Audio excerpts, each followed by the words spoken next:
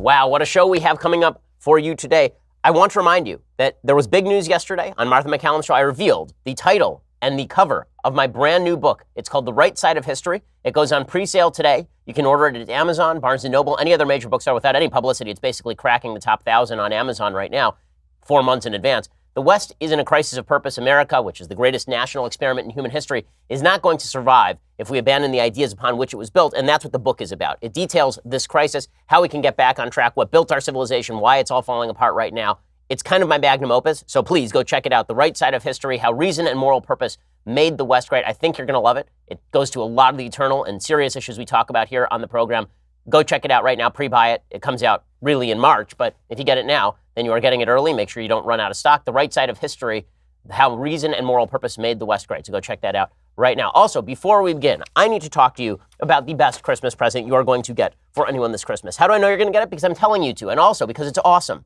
What exactly is this gift, this fascinating, magical gift you should get for somebody? It is, of course, Man Crates. Man Crates knows what dudes like. They have hundreds of unique quality gifts that he is guaranteed to love. They've got the exotic meats crate, the whiskey appreciation crate that has a personalized decanter and personalized glasses, the perfect vessels for his favorite scotch or bourbon. They've got the knife making kit. They've got the grill master crate. They've got the exotic meats that I already mentioned, which has like ostrich, alligator, and wild boar. Not kosher, but I'm sure delicious. Most gifts ship in a sealed wooden crate with a crowbar. This is the best part of the present. So it's not just that the present itself is awesome. You have to pry open a wooden crate with a crowbar, like a man. That's what you have to do to get into your Man Crates, and he has to do it in front of everyone. So it's both humiliating and entertaining. I will admit that the last time I got a Man Crate, I had to request the help of my 4.5-year-old and 2.5-year-old child because they have upper body strength that I may not. Go check it out. Every Man Crate comes with a 100% satisfaction guarantee. And right now, listeners to my show, you buy one gift and you get the second gift for 25% off when you go to mancrates.com/Ben. The offer is only for the holidays. Buy one gift, get the second 25% off at mancrates.com/Ben. Again, it only works if you say it like this, mancrates.com/Ben. So go to that /Ben, and again, you get that special deal. The first gift and then the second gift comes 25% off, and it's got all sorts of great variety. It's really fantastic. Okay, so we begin our show today with the breaking news that the President of the United States has decided that it would be worthwhile to pull out of Syria entirely. He tweeted this out this morning to the President of the United States. This would be 13. He said, "We have defeated ISIS in Syria, my only reason for being there during the Trump presidency." Okay, now, have we defeated ISIS in Syria? Well, we certainly stopped the formation of a caliphate. But have we defeated them to the extent that we can actually pull out safely without any sort of repercussions? The answer to that is pretty obviously no. ISIS killed 700 prisoners, 700 prisoners in Syria just over the past short period of time. According to the Syrian Observatory for Human Rights on Wednesday, Islamic State militants had executed nearly 700 prisoners in nearly 2 months in eastern Syria. The UK-based monitoring group said the prisoners were among 1,350 civilians and fighters ISIS had been holding in territory near the Iraqi border. The jihadists control a shrinking strip of land east of the Syrian Euphrates River around the town of Hajin, which U.S.-backed forces entered this month. The Syrian Democratic Forces, led by the Kurdish YPG militia, have battled ISIS there for several months with the help of U.S. air power and special forces. SDF Commander-in-Chief Mazloum Kobani said last week at least 5,000 ISIS fighters remain holed up in the enclave, including many foreigners who appear ready to fight to the death. ISIS's self-proclaimed caliphate has crumbled after different offensives across Iraq and Syria, although its fighters still operate in the desert border region and mount attacks. Now, here is the reality. So President Trump says that we've destroyed ISIS. We're done. Out. Goodbye. Catch you later. Adios. None of that is really true. Okay, it isn't. We have definitely degraded ISIS's capacity to control strips of territory, but we have not degraded their capacity to the ultimate extent to destroy lives, to create refugee problems, to reconstitute a caliphate. Barack Obama made this exact wrong move in Iraq back in 2010. You remember, you were there, when President Obama decided to rashly, in the middle of his first term, just like this, rashly withdraw forces from Iraq. All that happened was that ISIS ended up invading Iraq and filling the gap. According to the Wall Street Journal today, the U.S. military is preparing to withdraw its forces from Syria. People familiar with the matter said on Wednesday, a move that marks an abrupt reversal of the American military strategy in the Middle East. U.S. officials began informing partners in northeastern Syria of their plans to begin an immediate pullout of American forces from the region where they've been trying to wrap up the campaign against ISIS. The Pentagon has an order to move troops out of Syria as quickly as possible, said one U.S. official. U.S. military officials have refused to say what a withdrawal timeline could look like, but President Trump wrote on Twitter that he was going to get out of Syria basically now, as we referred to earlier.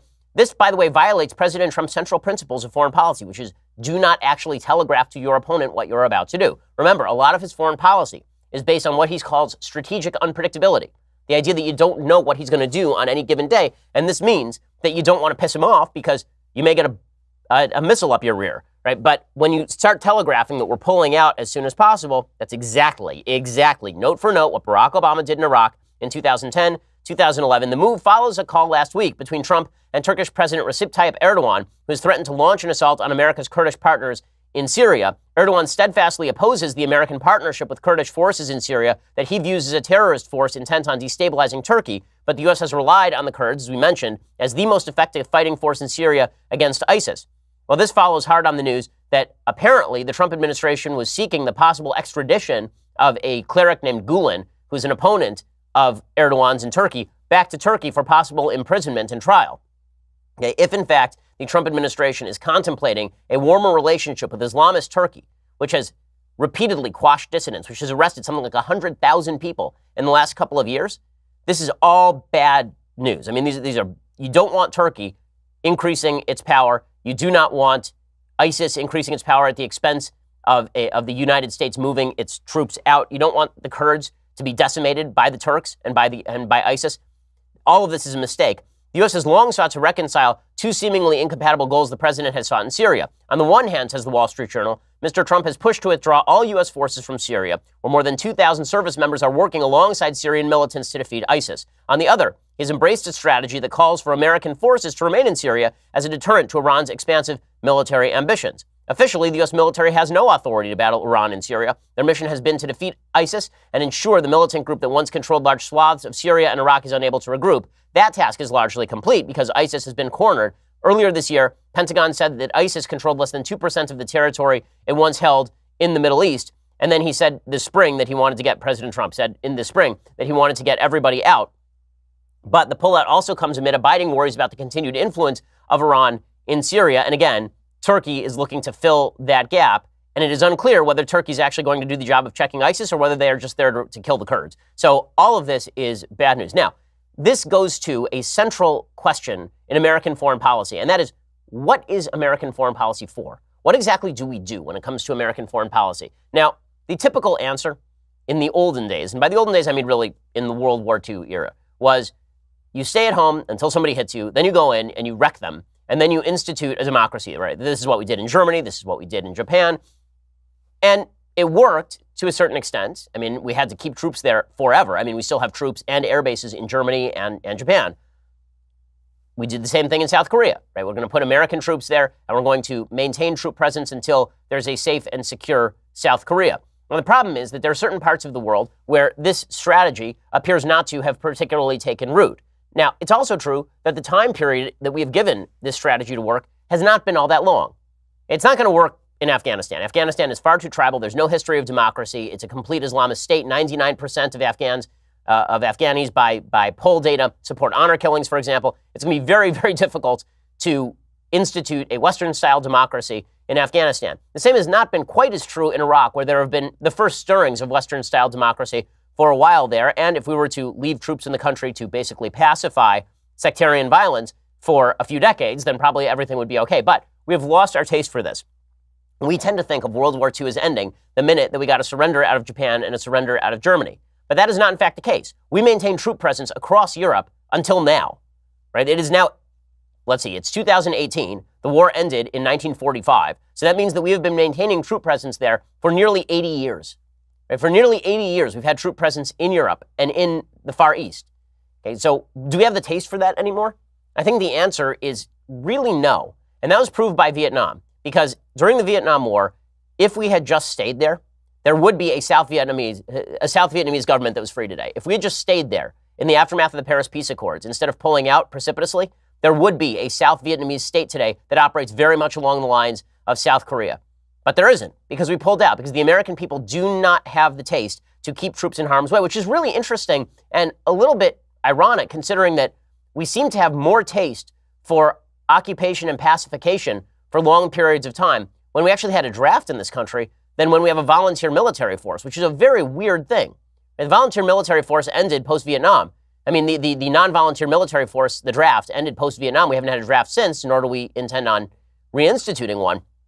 And yet the taste for Americans to keep troops in these places is very, very small. Like, we don't have the appropriate level, I think, of understanding that American foreign policy does, in fact, require a lot of troops in a lot of different places. And it is also true that a lot of people who come in from outside of government, we've now had this with Obama. We had it with Bush in 2000, before 2001, by the way. When Bush entered office in 2000, he basically had the same foreign policy program as Obama and Trump, which is, let's bring as many troops home as possible. We don't need to be the world's policeman. Go back and watch the debates in 2000. This was the case that George W. Bush was making in 2000. It's even the case that Bill Clinton was making to a certain extent in 1996. So there has been this foreign policy consensus in rhetoric since the mid-90s, in the aftermath of the fall of the Soviet Union. Without an existential threat, America should bring home everybody within its borders and go back to the way things used to be. That's a misread on American history. The truth is, America has always had lots of troops in different places. That is particularly true in the post-World War II era. And then the policy ends up being, once all these guys get into office, they recognize that precipitous pull-downs of troops actually end up exacerbating violence and international conflict. Barack Obama, again, was an isolationist until he decided he needed to drone everybody in sight, because it turns out that in the absence of the United States, something fills the gap. There is no such thing as a power vacuum. There is just a state that has American influence and a state that does not have American influence. Now, none of this is to make the case that the United States should be seeking to, for example, topple the Syrian regime and set up a puppet government, or that we should be sending tens of thousands of troops to Syria. If you want to make that case, it has to be made more affirmatively. We'd have to have some actual good options on the ground in Syria, which it doesn't seem that we have. But at the very least, the sort of muddle-through strategy we've been using in Syria has worked in reducing ISIS violence. It has worked in reducing ISIS control of territory. And if we kept it up for a long enough period of time, it would work in reducing the refugee problem that's occurring from northern Africa, places like Libya, and also places like Syria. And that refugee problem does have an impact on the West. We've seen it in Europe, where it has tremendous domestic import for a lot of European countries, importing hundreds of thousands of migrants from the Middle East who may not, in fact, share the values of the people who live in Europe, who may have a different culture, who may not have any education. And all of this stuff is problematic. In other words, in an interconnected world, there are too many externalities to foreign policy to simply assume that when you withdraw the capacity to pacify a country, that nothing bad happens. That is the lesson of the last 20 years, and we refuse to learn it, and so we will keep learning it over and over and over again. I'm going to get into more of this in just 1 second. First, let's talk about how comfortable you are down below. This holiday season, as you rack your brain for the perfect gift, I have a tip for treating yourself and everyone on your list to mind-blowing comfort. It's Tommy John, the revolutionary clothing company that is redefining comfort. Tommy John has the most comfortable underwear for everyone on the planet. You can count on their products to be snug and neat and to stay in one place. How do I know that Tommy John products are awesome? Because I am wearing them on my beautiful behind this very instant. All of their underwear sports a no wedgie guarantee, which would have been awesome in high school, comfortable stay-put waistbands, and a range of fabrics that are luxuriously soft, feather-light, moisture-wicking, breathable, and designed to move with you, not against you. That means no bunching, no rolling, no riding up. So, if you're still on the fence wondering if Tommy John would be a memorable gift, think about all the discomfort you'll never have to endure or witness again. And with limited edition holiday gifts and daily deals, there's something for everyone on your list, naughty or nice. Give the gift of mind-blowing comfort this holiday season with limited edition holiday gifts from Tommy John. Save 20% on your first order at TommyJohn.com/Ben. That is TommyJohn.com/Ben for 20% off. I promise you, these things are really comfortable. Not only are they comfortable, they're extremely durable. Every time they go through the wash, they come out the same as they were before the wash, except clean, because that's what a washing machine is supposed to do. But when you get cheaper versions of underwear, I know, you put them in the washing machine, they come out, they're falling apart, the threads are... That's not what you get from Tommy John. These suckers last, and they are really great. I mean, they're really comfortable. So go check it out right now. TommyJohn.com/Ben. Use that /Ben, and you get 20% off. Go check it out right now. Great holiday gift. So the president saying that he wants to pull out from Syria. I'm not sure who's giving him this advice or why he thinks that it is going to be a big political win for him, because here's also the difference between the Trump administration and the Obama administration. In 2010, Barack Obama said, I'm pulling out. We're getting out. All right, we're getting out. Okay, so Barack Obama tried to pull out of Iraq, and things went bad. But he also had the press there to defend him. This is the nice thing about being a Democrat. You can pursue the crappiest policy, and the press will still defend you. Well, he promised he was going to get out, and then he kept that promise. Right? This is his shtick in 2012. We won in Iraq, and then we got out. Our troops are home. Okay, and then ISIS took over the entire place, and Barack Obama called them the JV team. You remember this? All of this was bad, but it didn't manifest. It was all clear in 2012, by the way, but the press decided to delay coverage of it until 2013. We were all told that ISIS was a JV problem. No one was worried about it until after Barack Obama's reelection. You think they're going to do the same thing for President Trump? Or do you think that if President Trump goes through with his withdrawal from Syria, and then the violence upticks, and suddenly you think those beheadings are going to stay out of the press with President Trump as president? Here's the reality of the press. The press covers Republican presidents the way that the press ought to cover all presidents. I've always said, I'm not against the press covering the president with a hawkish eye. I'm not against the press being on top of the president at all moments. I like when the press is on top of the president. I think it's good. What I object to is that they're on top of President Trump at every waking moment for everything that he does, pointing out the ramifications of all of his policy prescriptions. But as soon as a Democrat enters office, it's like they took ketamine. As soon as a Democrat comes into office, it's like they took a date rape drug, and now they don't remember anything about how foreign policy is supposed to work or how the policy actually hooks up with anything remotely real world. When Barack Obama does something and then people die, it's like, oh, well, that just happens. That's the real world. And so he drones some people. And when Donald Trump does something and then people die, it's going to be like, look at President Trump. I mean, they're blaming President Trump right now for the death of a 7-year-old child thanks to custody in Border Patrol, even though Border Patrol tried to save the girl. They didn't cover for years Barack Obama's immigration policy in nearly the same way. That's not to say they didn't cover it at all. They did. They didn't cover it in nearly the same way.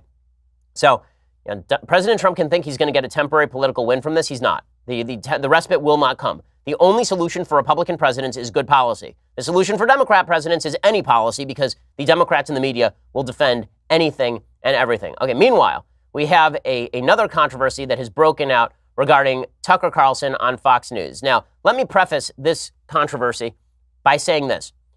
The left has now engaged not in boycotting, but in blacklisting. Okay, the reason I say they've not engaged in boycotting is because they're not actually boycotting products. What the left does is they find somebody they don't like, and then they decide to make a few phone calls to the advertisers on that particular program. And the idea is that if they make a few phone calls, then the advertiser will take it as though there has been a mass outpouring of rage at the advertiser for being on the particular program. And that's not the way advertisers work. Advertisers don't sit here and listen every day to the Ben Shapiro show. They don't sit there every night and watch the Tucker Carlson show and they go, you know what? I love Tucker Carlson. I'm putting my ads on his program. That's not how ad buying works. Advertisers go to an advertising agency. The advertising agency looks to see where there is unused inventory and how much it costs and how many viewers they can get for what price. And then they go back to the advertiser and they say, for X number of dollars, you can reach X number of viewers on the following channels: Fox News, MSNBC, CNN. And that's how all of this works. So it's not like the advertisers are sitting there going, I approve this message from Tucker Carlson, or I approve this message from Ben Shapiro. That's not how any of this works. What the left has done is they have sought to destroy the marketability of political content they do not like by basically blacklisting companies by blacklisting the shows and then trying to blackmail the companies into not advertising on those particular programs.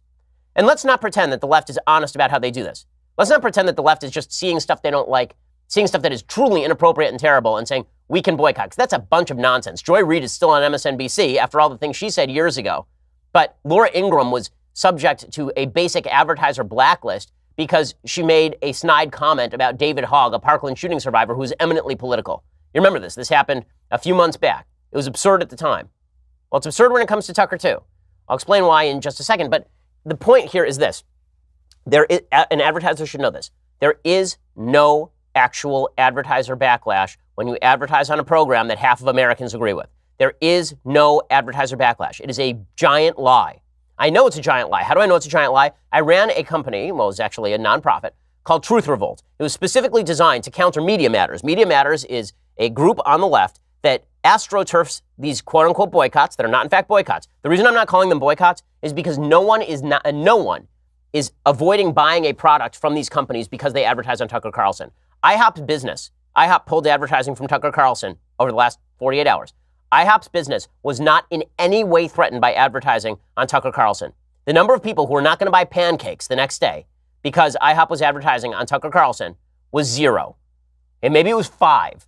And we know this because the left tried to do the same thing with Chick-fil-A. You remember this.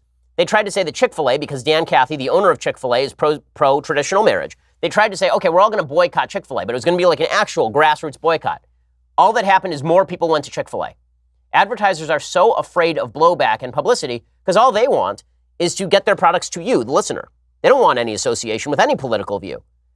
But what the left is intent on doing is fundamentally destroying the market for politics. So what's going to happen? The end result is going to be that advertisers are going to be too afraid to advertise on any political program, and then all the profit margins dip for political programs, and political speech ends up withering away because it takes a budget to put on shows like Tucker's. It takes a budget to put on my show or Cenk Uyghur's show on the other side of the aisle. It takes a budget to do these things. So when advertisers are forced to disassociate from programs, specifically because the three idiots over at Sleeping Giants are angry at Tucker Carlson, all they're really doing is, in effect, quashing the ability of people to speak politically. Now, that's not a violation of the First Amendment because it's not government action, but it is a violation of the civil discourse that must exist around free speech if free speech is to prevail. If you actually want to see an open market for ideas, you have to not target advertisers for broadly advertising across a variety of programs. And we have advertisers on this program who also advertise on Pod Save America. That's great. They should. They should reach out to whatever audience they feel the necessity to advertise to, without me calling for a boycott against the advertiser because they advertise on Pod Save America, or without the folks at Pod Save America calling for a boycott against my advertisers. It's insane and it's ridiculous. It's even more insane and ridiculous when you look at the media coverage of this sort of stuff, and when you look at the hypocrisy of a left that would be livid if people talked about boycotting their favorites. I'm going to get to that in just 1 second. First, let's talk about whether you are more Native American than Elizabeth Warren. So, 23andMe, now through December 25th, 23andMe DNA kits are on sale. I love 23andMe. I think it's a lot of fun. I took, personally, a 23andMe DNA test that involved you basically spitting into a bottle and then sending it back to them. And then they give you all sorts of information. They'll tell you about your genetic muscle composition. Do you have the genetic muscle composition common in elite power athletes? Yes. Yes, I do. Sleep movement. Do your arms and legs twitch while you're sleeping? Or do you lie there like a dead person? Do you have cilantro taste aversion? Can you match musical pitch? Like, all these things have genetic components, and 23andMe can test for all of those things. As to the question of whether I personally am more Native American than Elizabeth Warren, the answer is no. I am 100% pure Ashkenazi Jew. 100%. I mean, it's hard to find that level of purity anywhere in the world, but look at me. I mean, I'm just a big bag of Ashkenaz Jew. It's amazing. And I found that out because 23andMe, but 23andMe can uncover all of your genetic. It turns out that our Hispanic makeup artist, Jess, is related to me. She's 0.4% Ashkenazi Jew. So that's really exciting that she's like my 10th cousin. In any case, 23andMe can give you all this fun information. It really does make a fun holiday gift. Now through December 25th, get 30% off any 23andMe kit. Order your DNA kit at 23andme.com/Shapiro. That is the number 23andme.com/Shapiro. Again, that's 23andme.com/Shapiro. And you get that special deal now through December 25th. Get 30% off any 23andMe kit. Go order that DNA kit right now. It's a lot of fun. It's a great way of giving the gift of genetic discovery to parents and siblings and aunts, grandparents, everybody else on your list. It includes 90+ personalized genetic reports offering those DNA insights. Go check it out right now. And you may, in fact, be more than 1,024th Native American. You can find that out at 23andme.com/Shapiro and then send your results to Senator Warren. Okay, so the Tucker Carlson controversy, with all those preliminaries out of the way, here's what the controversy is about. So Tucker is very, very anti-immigration. He's not just anti-illegal immigration, he's anti-immigration. He thinks that the influx of foreign workers is undermining our wage base. He thinks the influx of foreigners into the United States is changing our culture. And so he made this comment on Fox News about the immigration crisis. This is from December 13th, him talking about the caravans and people crossing the border illegally. Our country's economy is becoming more automated and tech-centered by the day. It's obvious that we need more scientists and skilled engineers, but that's not what we're getting. Instead, we're getting waves of people with high school educations or less. Nice people, no one doubts that, but as an economic matter, this is insane. It's indefensible, so nobody even tries to defend it. Instead, our leaders demand that you shut up and accept this. We have a moral obligation to admit the world's poor, they tell us, even if it makes our own country poorer and dirtier and more divided. Okay, so it was the comment, poorer and dirtier and more divided, that people decided to take out of context. So there's two ways to read that. One is the way that schmuck Michael Avenatti read it. So Michael Avenatti, who can always be trusted to have the worst take on any possible situation, tweeted out, if an executive or employee at any of the Fox News advertisers called a fellow employee dirtier or poorer, they would rightly be fired. This isn't about free speech. It's about racism and bigotry. Tucker Carlson must be fired immediately and the advertisers boycotted. Okay, so first of all, I love when people say stuff like, this isn't about free speech. It's about racism and bigotry. Free speech includes a lot of stuff you don't like, Michael Avenatti. Free speech includes a lot of stuff that you may not personally approve. Now, I disagree with Tucker Carlson on immigration. I mean, we had a full Sunday conversation in which we talked at length about immigration.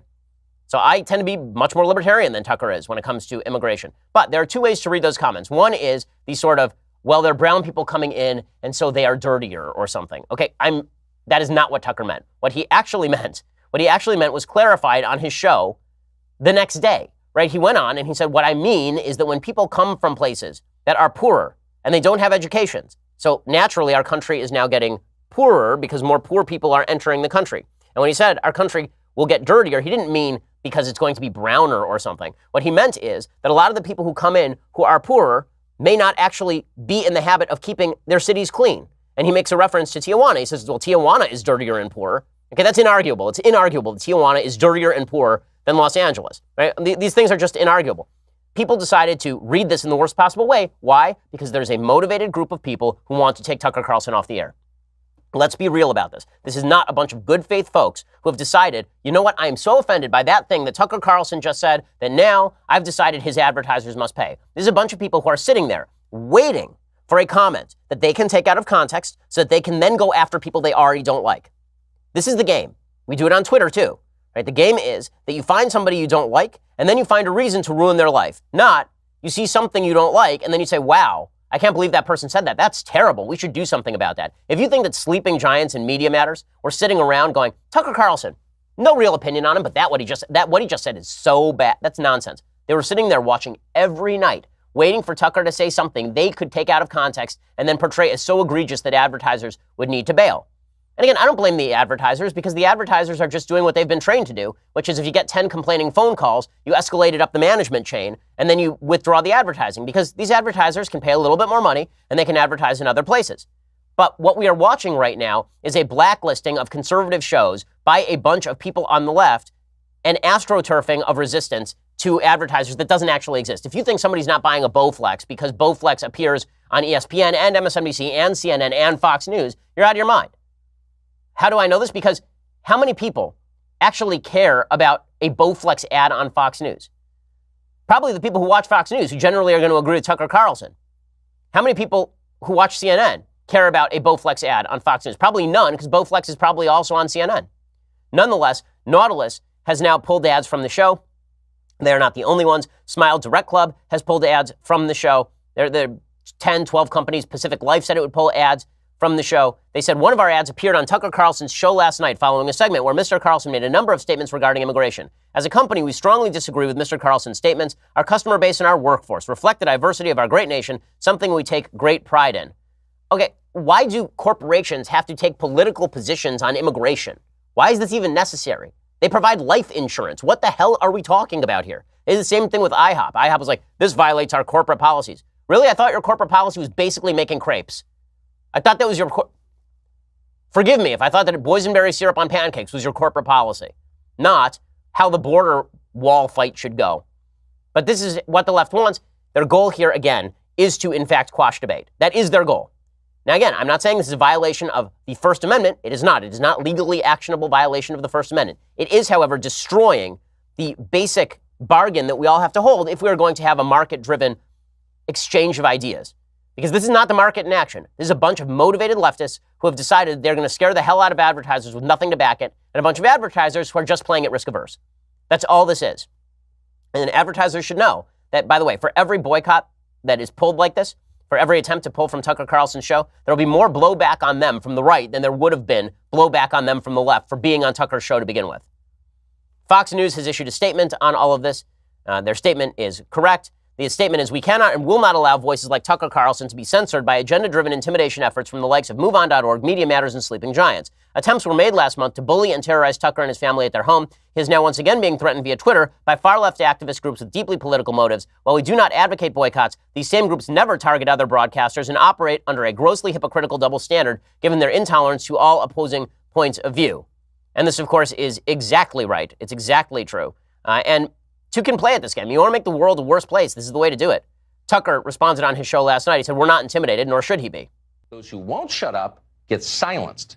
You've seen it a million times. It happens all the time. The enforcers scream, "Racist!" on Twitter until everybody gets intimidated and changes the subject to the Russia investigation or some other distraction. It's a tactic, a well-worn one. Nobody thinks it's real. And it won't work with this show. We're not intimidated. We plan to try to say what's true until the last day. Okay, and that's perfectly reasonable. What's amazing is to watch other members of the media not even seeing where this is, what the next step is. Because you know what the next step is? The next step is that conservatives will start doing this to liberal networks.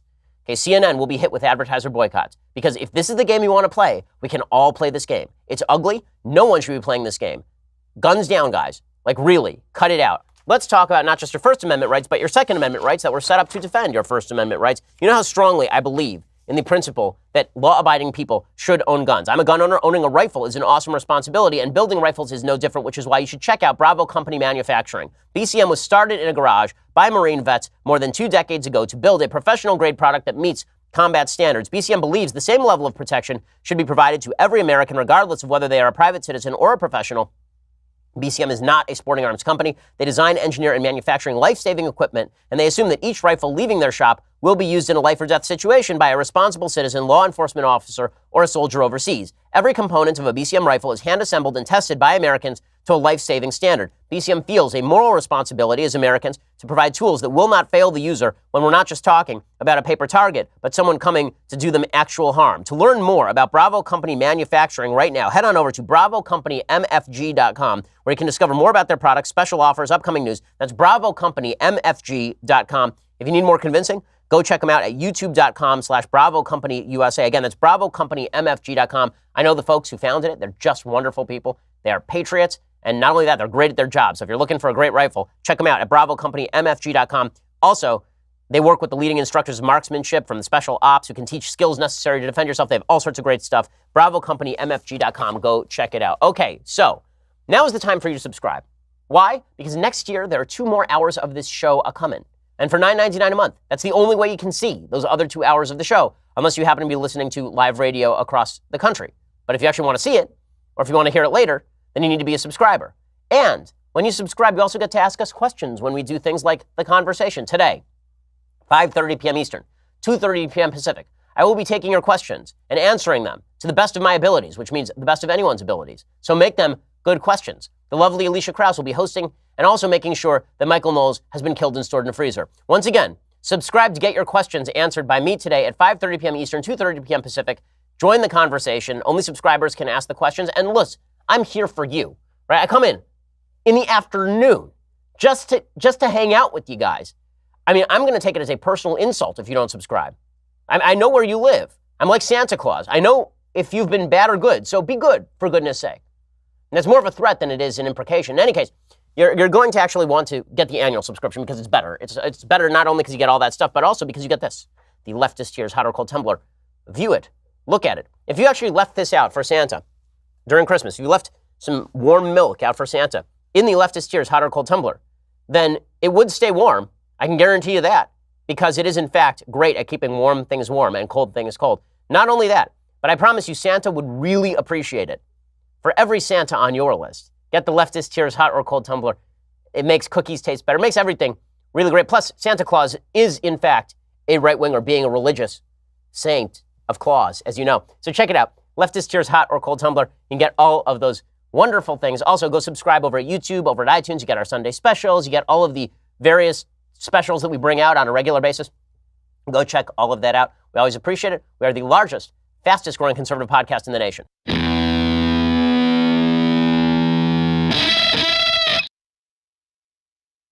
So the same left that is deeply, deeply concerned with free speech issues, we'll get to that in a second, is also cheering this blacklist that is now being used against Tucker Carlson. It's been used against everybody on the right, really everybody. They tried it against Rush Limbaugh. They've tried it against Michael Savage. They tried it against Mark Levin. They've tried it against Sean Hannity.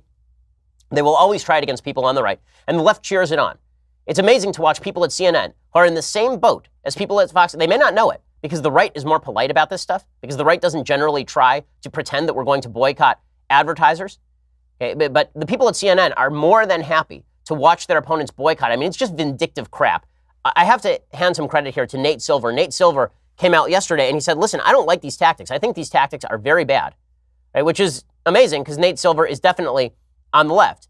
He said, here's what he said. There was an article by a guy named Jack Schaefer over at Politico. Then Jack Schaefer said, I don't like the organized advertiser boycotts against Bill O'Reilly. I don't like the ones against Tucker Carlson. And Nate Silver, the leftist commentator at 538 and elections analyst, he wrote, Jack is right. The logical endpoint of deeming advertisers to have endorsed the political messages of the shows they run ads on is that only milquetoast both sidesism with a pro-corporate bent will be advertising supported, if any political content is ad supported at all. This is exactly right, because advertisers will just go to the New York Times, The Daily, which is considered safe content, as opposed to anything with mild controversy associated with it. Not even like somebody says something terrible, but mild controversy. Then a guy named Norm Ornstein wrote back, I disagree. This is not a boycott because of political viewpoint. No calls for boycott of Hannity.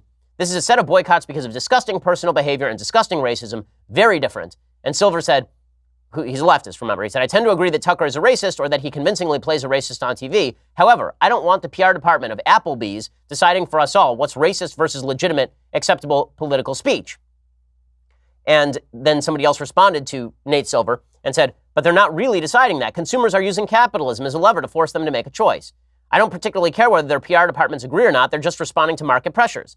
And Nate Silver said, so they don't have to vet the merit of the claims at all? Anytime a vocal minority of consumers organizes a boycott, the advertiser should just pull itself off the show? That seems like a bad equilibrium and one that can and will be gained by people whose politics don't match yours. And then the best part of this is Sleeping Giants, who are just terrible people.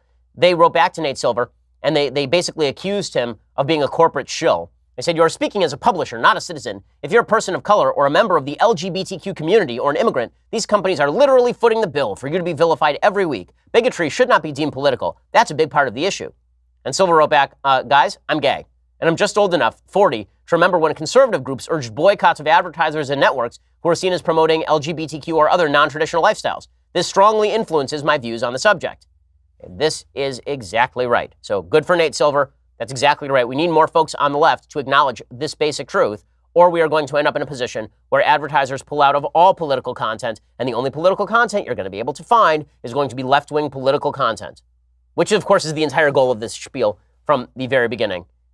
At the outset, this is always the goal. Meanwhile, the left pretends that they care deeply about free speech, so they're very, very upset with what they call anti-BDS laws. So there's this case in Texas in which a Muslim woman was basically asked whether she believed in boycotting Israel, and then she was not hired based on the fact that she believed in boycotting Israel. But that's not the actual full story. Here's how the Washington Post reported it. Bahaya Amawi, a speech pathologist who has worked as a contractor in a Texas school district for 9 years, received a new contract agreement to sign in September for the upcoming school year. The agreement asked her to affirm that she did not boycott Israel and assert that she would not while working for the school. She declined to sign it. She was forced to stop working with the district. That was based on a law passed by the Republican-held legislature and governor that prohibits state agencies from contracting with companies that boycott Israel. She says that this violates her right to free speech. Now, as you know, I have a very broad view of free speech, and this includes for state employees. So, for example, just a couple of weeks ago, I talked about a case in, I believe, South Carolina, where a teacher has now been fired because he was using biological pronouns for a transgender 11-year-old or something like that. And he wasn't even using biological pronouns. He was just not using pronouns at all. And this, of course, was discriminatory, and he had to be fired on that basis. And what I said is that's a violation of free speech. He's an individual. He has the right to free speech. Okay, that is not quite the same thing that is happening right here. This woman is busy. She operates as an independent contractor. And the reason that makes a difference is because the government does have policies on who they will hire as independent contractors. And they have these policies all over the place. They won't hire independent contractors, for example, who engage in discriminatory housing. They won't hire independent contractors now under the Obama administration. They wouldn't even hire independent contractors who would not provide health benefits for sex change operations, for example. I believe that was the policy.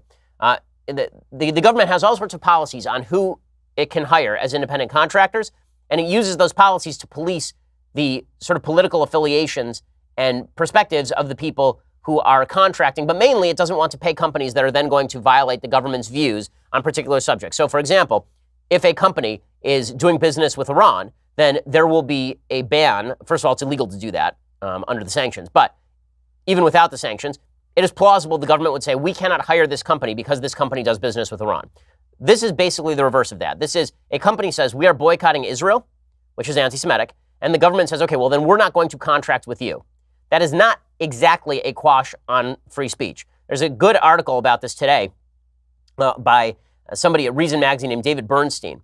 And he says, there are a lot of things I could say about the law and the lawsuit, but I have some time constraints, so I'll just explain why the take repeated ingenuously by reporters apparently too lazy to look up the actual text of the underlying law is wrong. Texas has a law banning state entities from contracting with businesses, including sole proprietorships, that boycott Israel. Pursuant to Section 2270 of the Texas Government Code, the contractor affirms that it does not currently boycott Israel and will not boycott Israel during the term of the contract pursuant to Section 2270 of Texas Government Code. It's even titled Prohibition on Contracts with Companies Boycotting Israel. So he says, this is no different analytically than requiring a contractor to pledge that the business does not refuse to hire Muslims or blacks or Jews or veterans or any other state-designated group. This is the First Amendment analysis. But the lies are being spread by people who don't really understand the Constitution and reporters who want to suggest that this is some sort of violation of free speech. Maybe you still say that this is a bad law. Okay, certainly plausible, but you do have to acknowledge that this falls into the category of the government saying we can't contract with X because X does something we don't like. It does not fall into the category of we hire an individual to do a job and that individual has opinions that are off the clock. Right? That's not the same thing, really. And so a lot of hubbub breaking out yesterday over the Michael Flynn hearing. Michael Flynn basically was forced to recant his plea deal with the government because it appears that the judge in this case was wildly biased against him, and it appeared that if he went forward with his attempt to get a plea deal, that the government was basically going to slap him. So according to the legal documents, the court learned that no pretrial travel restrictions had been imposed on the case. The court imposed travel restrictions on Michael Flynn. You remember Michael Flynn was the president's national security advisor. He has been tried and he's pled guilty to lying to the FBI. He lied to the FBI about something that was not illegal, talking to Sergei Kislyak as the incoming national security advisor. He's also been ensnared in a lot of talk about whether he was lobbying for the government of Turkey without revealing that he was actually a lobbyist for the government of Turkey. What made things go off the rails yesterday is that the judge went nuts. Okay, the judge in this particular case went crazy and then tried to call Michael Flynn a traitor, which is pretty astonishing. So the U.S. District Judge, a guy named Emmett Sullivan, he said, I'm not hiding my disgust, my disdain for this criminal offense. And then he walked through a number of procedural steps to make sure Flynn was pleading guilty because he was guilty and not for any other reason. He seemed frustrated with a lot of the arguments Flynn's team was making, that basically Flynn had pled guilty to a crime because he'd been cudgeled into it by the FBI. Sullivan had Flynn admit guilt again, that he had lied to the FBI and was pleading guilty because he was guilty. And then he said the crime is very serious. He said that Flynn lied in the White House, in the West Wing, and he shouldn't minimize the serious offense. And then he got really bad. Then he said, arguably you sold your country out. Okay, now there is no evidence whatsoever that Michael Flynn sold his country out with regard to Russia. None. Okay, the Turkish question is another question. This was about him lying to the FBI about Russia.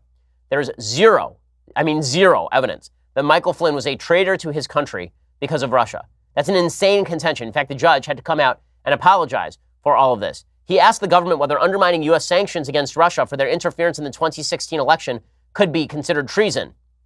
The judge had to come out later and recant all of that. And then the judge ended up agreeing to delay the sentencing because Flynn was like, I don't want you sentencing me today. We may need to have you recused. This is insane. And so the judge acted completely inappropriately in this case. It shows you how political bias on the bench can be, in fact, a very serious problem. And it was really a disgusting display by the judge. I mean, that's insane. To call Michael Flynn a general in the United States military for most of his life, to call him a traitor based on the fact that he had a non-illegal conversation with the Russian ambassador as the incoming NSA, and then lied to the FBI about it, that's not traitorous. It's bad to lie to the FBI, but that is not treason. A treason is aiding or abetting enemies of the United States at home or abroad. That is not what Michael Flynn was doing there, nor is there any evidence that any of that stuff was happening. That did not stop reporters from yelling at Sarah Huckabee Sanders and doing the job that Judge Sullivan couldn't do in the press room. Here are the reporters yelling at Sarah Huckabee Sanders. shouting at her, saying that Michael Flynn is representative of the treason inherent in the Trump administration. We'll talk to you soon. Thanks, guys. 1 minute briefing, Sarah. Do your job, Sarah. Okay, can I ask a question?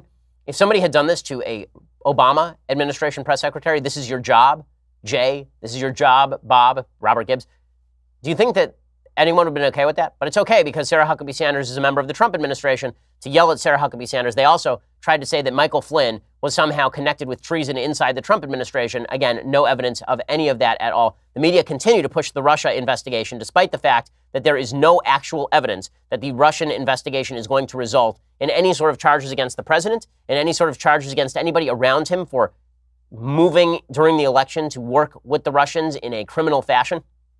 That's not stopping CNN from bringing up old documents that really are not supremely relevant. They revealed a newly obtained document showing that President Trump signed a letter of intent to move forward with negotiations to build a Trump Tower in Russia, and that apparently was signed and dated October 25th, 2015. Rudy Giuliani had said that Trump hadn't signed it. Apparently it was signed. Okay, that's October 2015 now. Do you have any evidence of a quid pro quo? Because still you're missing that. Doesn't matter. CNN has an agenda here. As we said yesterday, the left is much more focused on the possibility of the election being stolen than they are on the reality of criminal activity. If they weren't, they'd be focusing a lot more on Michael Cohen today than the dumb Russia collusion charges, which have yet to be substantiated. Okay, time for some things I like and then some things that I hate. So, things that I like, as I mentioned earlier this week, it is Beethoven's birthday this week, so we're doing some Beethoven. This is Beethoven's Piano Sonata number 23, the Appassionata. This is, the pianist is Emil Gilels, who I think is one of the great underrated pianists in recording history. I love Gilels' playing. I mean, he really digs into the piano. He is fantastic. His recording of the Brahms Second Piano Concerto with Fritz Reiner is just a masterpiece. And here he is playing the last movement of the Appassionata.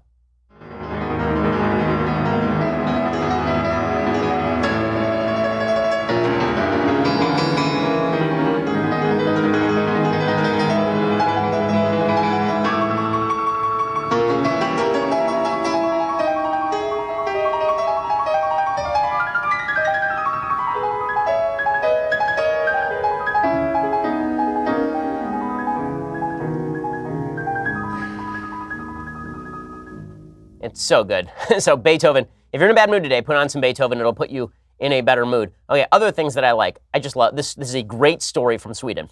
Okay, a man-free feminist music festival in Sweden has been found guilty of discrimination. The event is called Statement. It was held in Gothenburg in August this year, having been billed as the world's first major music festival for women, non-binary, and transgender only. But describing the festival as male-free was a violation of anti-discrimination legislation. Sweden's discrimination ombudsman has ruled. So a female-only music festival has now been ruled sexist, which is fantastic because this is the standard that the feminists set. So fine, now the standard comes back around to you. You want to do this whole routine where men can't have a club just for men because it's discriminatory? Fine, women can't have a music festival just for women. And not only that, that's even if you cave to the idea that transgender women are actual women and a bunch of biological men show up to your festival, you're still being discriminatory. Love it.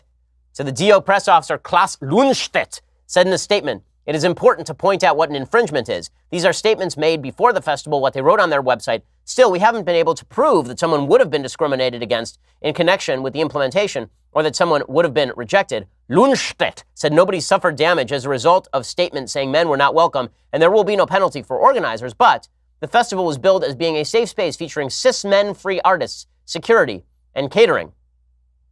Swedish comedian Emma Knyckare came up with the idea for a festival after a huge number of sexual offenses were reported at Bravella, Sweden's biggest music festival last year. No such crimes were reported during Statement, which carries pictures of women dancing and celebrating together. Lundstedt added, "Clearly, we believe that sexual abuse, especially at festivals, is a serious problem, so we are looking forward to trying to correct this. However, it shouldn't happen in a way that violates the law, which their statements in the media and their website do." So I love that I also love that the assumption here was that all the sexual assault was gender-based, which is probably correct, right? That men are more likely to sexually assault women at a music festival than women are likely to be sexually assaulted at an all-female music festival. This might suggest some biological differences between men and women, but we're not allowed to say that. You're not allowed to say that men and women are different.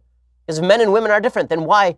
Then maybe that might explain differences in outcome. Maybe that might explain why men can't become women. We're not allowed to say that, but at the same time, women are only safe with other women, but men and women are the same. So how? Oh, it's all so confusing. So thank you, Sweden, for making clear how confusing and stupid all of this is. Gotta love Sweden, man. Well, one of my favorite statistics is that in a lot of the Nordic countries, in Sweden and Norway and Denmark, that the gender gaps in STEM fields has actually grown. It's actually widened because it turns out that when women are free to do what they want to do, they don't do the same things that men do because men and women, not the same. Stuff you've known since basically you're a small child, but have been told is not true by idiots. Okay, time for some things that I hate. So, a Democrat state senator yesterday encouraged a Republican aide to kill herself, so that's always good news. That's exactly what you want. A New York State Democrat senator came under intense fire on Tuesday after he urged a Republican aide to kill herself in a now-deleted tweet and then immediately continued attacking her. His name is Senator Kevin Parker of Brooklyn. He instructed a New York State Republican deputy communications director named Candace Geov to kill yourself after she allegedly exposed Parker appearing to misuse a parking placard. So it said, I got to the bottom of this. The placard is assigned to Senator Parker. However, the license number on the placard does not match the vehicle, so either he used it in another car or he gave it to someone else, both of which are not permitted. So he responded, kill yourself, which is, as Ron Burgundy says, that escalated quickly. Parker's horrifying remark came after he attracted attention late last month when he proposed a bill that would require those seeking a firearm permit to consent to having their social media accounts searched for objectionable content. So after saying that social media should be policed, he then tweeted that an aide should kill herself after she said that he was misusing a license plate. Pretty amazing. And then he says, Candace Geov is on the wrong side of history for every important issue facing New York State. It is amazing the double standard that is held for Democrats. So I point out also Alexandria Ocasio-Cortez, who's been tweeting incessantly about fake news this week. She's been saying that members of the fake news media have been making up stories about her, such as that she wants to take a self-care break before she begins in Congress. Now, I'm all for people taking self-care breaks. I didn't know that was a thing, but if she feels like she needs, she's been busy. I understand. You want to take a vacation? Enjoy. Like, really, that's fine. The less time people like Alexandria Ocasio-Cortez spend in Washington, D.C., the happier I am. Also, maybe she could read, like, a book, right, while she's on break. Like the Constitution, maybe the Federalist Papers. Something, like Economics in One Lesson by Henry Hazlitt, like something useful, right? So take a break, enjoy. But then she tweeted out, like, all of these accounts are false, unnamed sources, fake news. And people, I'm left like, well, maybe she's right, maybe fake news. And you're sitting here going, President Trump says that stuff, and you say that he's responsible for the death of journalists. And AOC says this stuff, and you're like, well, she's got a point, She's smart, Alexandria Ocasio-Cortez. No. First of all, not a single report about Alexandria Ocasio-Cortez has been recanted by the source that reported it, which is a pretty good indicator that actually she is fibbing about how the news covers her. And yet the media allow her to get it. Like, when is Brian Stelter going to feature her attacks on the fake news media this Sunday on reliable sources? Or are we just going to get a bunch more stories about how she really uses social media to its fullest extent? She does like Instagram episodes with her Instant Pot. Come on. She's so sophisticated in her use of Twitter. The point I'm making here is a double standard exists in the media, and it does, and I know it does, and everybody knows it does. Okay, speaking of double standards existing in the media, can you imagine if a right-winger sent their beard shavings to a famous artist to make an amulet, and this person were also in charge of a major outlet for free speech? Well, you have to imagine no longer, because it turns out that Twitter CEO Jack Dorsey sent beard shavings to Azalea Banks so she could make an amulet to protect him from ISIS. Hey, if that's not a Mad Libs headline, I don't know what is. That's basically like, you fill in these blanks. Blank sent blank to blank so she could make him a blank to protect him from blank. And you filled that in with Jack Dorsey, beard shavings, Azalea Banks, amulet, and ISIS. Hey, all right, man. Okay. Apparently, the bizarre claim was first mentioned by Banks on Twitter in 2016 when she claimed that Dorsey sent me his hair in an envelope because I was supposed to make him an amulet for protection. Yeah, man. That's a thing. Ross Dude had an interesting piece over the New York Times about the new paganism that has arisen in America, that we've basically kept all of the religious morality of the past, but we've shifted it into social media frenzies, and all we were lacking was a sort of programmatic religious custom stuff, a programmatic religious order, right? That, like the sacrifices in the temple. I guess we're doing that stuff now too. We got Jack Dorsey sending his beard hair to Azalea Banks to protect him from ISIS. I will say this, apparently it's worked so far. He's still alive. I sat and got him. So Does Azealia Banks really have time for that? Is that like what she does in her spare time? She takes beard shavings and puts them in amulets? People, that's right, she is a Wiccan, thank you. Which means, according to the media, that means she's a witch. Did you know that? It's really amazing. There's a headline the other day. It said that witches are very upset with President Trump for using the term witch hunt. They are insulted by the use of the term witch hunt. Wait until you hear what real women have to say about people saying that men are women. Wait until you hear, I like when the media says, real witches upset with term witch hunt. Real witches? Okay, all right. So that's the thing. Yeah, we haven't gone crazy at all. Yeah, our country is doing just fine, everybody. Alrighty, so we'll be back here tomorrow with all the latest in news and insanity. We will see you then. I'm Ben Shapiro. This is The Ben Shapiro Show.